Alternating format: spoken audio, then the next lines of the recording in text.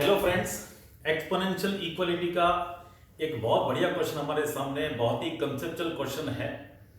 और आप सोच रहे होंगे कि इसको सॉल्व करना तो बहुत आसान है, बिकॉज दोनों तरफ हमको बेस सेम दिया हुआ है। और हम लोग क्या करते हैं हाई स्कूल लेवल पे, जब बेस सेम हो तो हम पावर को इक्वलाइज कर देते हैं और एक्स की वैल्यू निकाल लेते हैं।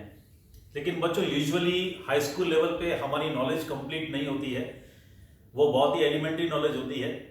लेकिन जब आप हायर सेकेंडरी लेवल पे जाते हैं, पर्टिकुलरली आप आईआईटी जेईई एडवांस की तैयारी करते हैं, तो आपकी नॉलेज कंप्लीट होनी चाहिए, उसमें कोई भी मिसिंग पॉइंट नहीं होना चाहिए।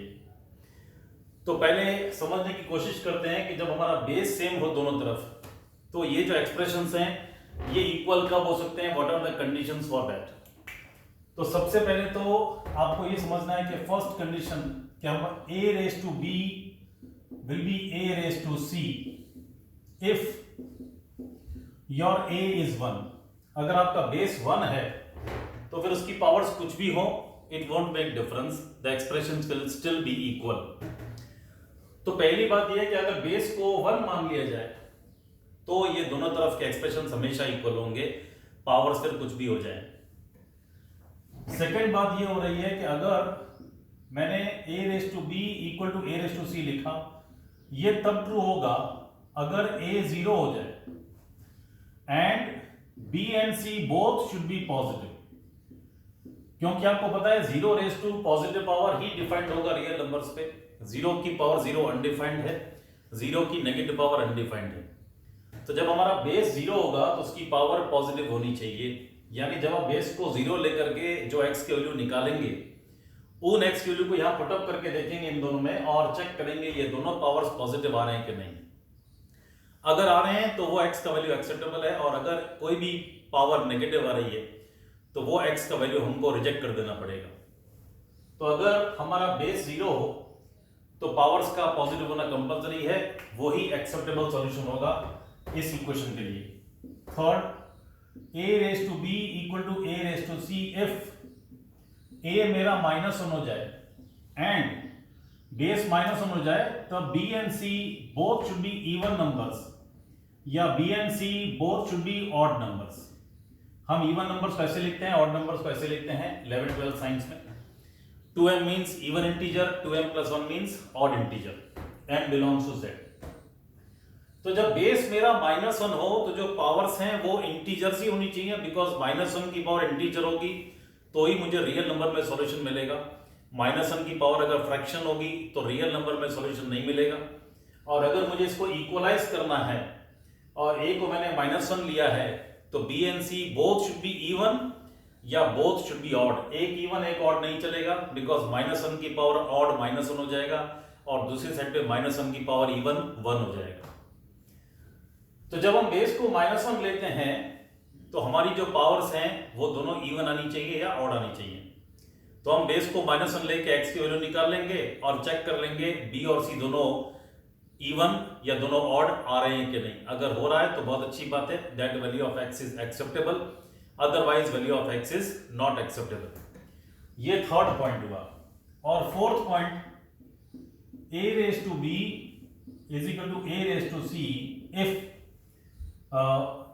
a is positive number, a is not 1 and b equal to c। तो मैं पावर्स को इक्वलाइज सब कर सकता हूं जब मेरा बेस पॉजिटिव हो और बेस 1 नहीं हो। तो मैं क्या करूंगा, फोर्थ केस में एज्यूम कर लूंगा कि मेरा जो बेस है वो पॉजिटिव है और वो 1 नहीं है, और फिर मैं b और c को इक्वलाइज करके x की वैल्यू निकालूंगा।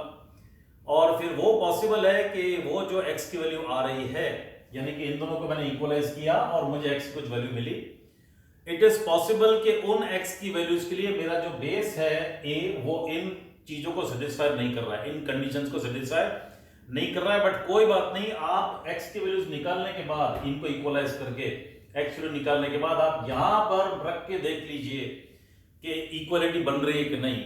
और अगर इक्वलिटी बन रही है, भले ही ये कंडीशन सेटिस्फाई नहीं हो रही हो, तो भी आपको x की वैल्यू एक्सेप्ट करनी है। ये कॉन्सेप्ट है और इस बेस पर अब हम इसको सॉल्व कर लेते हैं। देखो, ठीक है। तो ये 4 पॉइंट्स मैंने आपको बताया कि जब बेस सेम हो तो पावर इक्वल हो, तो कब दोनों एक्सप्रेशंस इक्वल होंगे। तो पहला हमने कहा था कि हमारा जो बेस है वो 1 है तो मॉड x माइनस 2 को मैंने 1 कर लिया, तो x माइनस 2 मेरे पास प्लस माइनस 1 हो गया, x हो गया 2 प्लस माइनस 1, तो x कैन बी 3 और 1। ये मेरे पास पहले दो आंसर आ गए 1 and 3। मैंने कहा कि बेस जब 1 होगा तो हम b और c की चिंता नहीं करेंगे, b and c can be anything, doesn't matter. तो x 3 1 है मेरे पास। देन सेकंड, मैंने अगर आपसे कहा कि बेस अगर 0 हो तब b and c should be positive. Base को मैं 0 ले रहा हूं, तो b and c both should be positive, तो ये एक्सेप्टेबल होगा। तो x की वैल्यू कितनी आ गई? 2 आ गई बेस को 0 करके। अगर बेस को 2 लेंगे तो 40 माइनस 1 39 पॉजिटिव नंबर है, 3 to the 6 पॉजिटिव नंबर है, तो x इक्वल टू 2 ये मेरे पास एक्सेप्टेबल वैल्यू है, क्योंकि b और c पॉजिटिव आ रहे हैं x इक्वल टू 2 पे। थर्ड बताया था कि आपका बेस माइनस 1 हो, लेकिन यहाँ पर हमारा बेस मॉड है तो वो माइनस 1 नहीं होगा, तो यहां से हमको कोई आंसर नहीं मिलेगा। बेस हमारा मॉड्यूलस है तो वो माइनस 1 हो ही नहीं सकता। फोर्थ आपको बताया था कि पावर्स इक्वलाइज कर दीजिए, तो 10x square minus 1 equal to 3x, तो 10x square minus 3x minus 1 equal to 0। I think ये 5 2 हो जाएगा, 10x square minus 5x plus 2x minus 1 equal to 0। तो I am getting 2x minus 1 and 5x plus 1 equal to 0। तो x becomes half and x becomes minus 1/5। तो इनको आप यहाँ पे रख के देख लीजिए दोनों इक्वल हो रहे हैं कि नहीं। मेरा मानना है कि जब आप इनको पुट अप करेंगे तो दोनों वैल्यूज LHS RHS को इक्वलाइज कर देंगी, तो ये भी मेरा एक्सेप्टेबल सॉल्यूशन होगा। तो मेरे पास कुल मिला के 5 सॉल्यूशन आ रहे हैं, 1 2 3 हाफ और माइनस 1/5। इस तरह से हमने इसको कॉन्सेप्चुअली सॉल्व किया। बच्चों, मैं अपने वीडियोस में जितने भी सम उठा रहा हूं ये सारे के सारे सम्स बहुत ही पॉपुलर बुक्स में से हैं, जो IIT JEE एडवांस के बच्चों के बीच में बहुत पॉपुलर हैं और बहुत फेमस बुक्स हैं। लेकिन ये क्वेश्चन जिस बुक में से मैंने उठाया, ये क्वेश्चन का सॉल्यूशन थोड़ा सा रॉन्ग दिया हुआ है मुझे लगा, क्योंकि इस इक्वेशन को ऑथर ने लॉग से सॉल्व किया है, और आपको पता है log is defined only for positive numbers. तो उन्होंने कहा है कि हम लॉग लेंगे तो 10x स्क्वायर माइनस 1 आगे आ जाएगा, लॉग मॉड x माइनस 2 होगा। अब मॉड की वजह से ये 0 तो नहीं होगा, तो मतलब नेगेटिव तो नहीं होगा, 0 हो सकता है 2 पर। तो उन्होंने आउटसाइड पे कह दिया है कि x can not be 2, so therefore x not equal to 2 लेके उन्होंने प्रोसीड किया। अब वो थोड़ा सा गलत है, क्योंकि हमको इक्वेशन लॉग के फॉर्म में नहीं दी है, हमें इक्वेशन ये वाली दी है। बाद में लॉग में उसको हमने कन्वर्ट किया, दैट्स अ डिफरेंट इशू। तो ऑथर को पहले चेक कर लेना चाहिए था कि x इक्वल टू 2 इसका सॉल्यूशन आ रहा है कि नहीं, और उसके बाद वो लिखते हैं if x is not 2 then mod x minus 2 will be positive and now we can take log. तो x इक्वल टू 2 सॉल्यूशंस उनसे रह गया है। मैं मानता हूं कि बहुत बड़ी मिस्टेक है इतनी अच्छी बुक में, लेकिन कोई बात नहीं, कुछ मिस्टेक्स हो जाती हैं, ओ दैट इज ओके।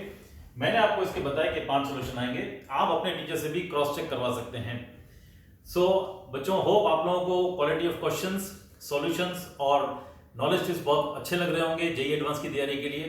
वीडियोस पे कमेंट, लाइक, शेयर जरूर करें, दोस्तों को भी बताएं वीडियोस के बारे में, और चैनल को सब्सक्राइब जरूर करें। Thank you and God bless all of you.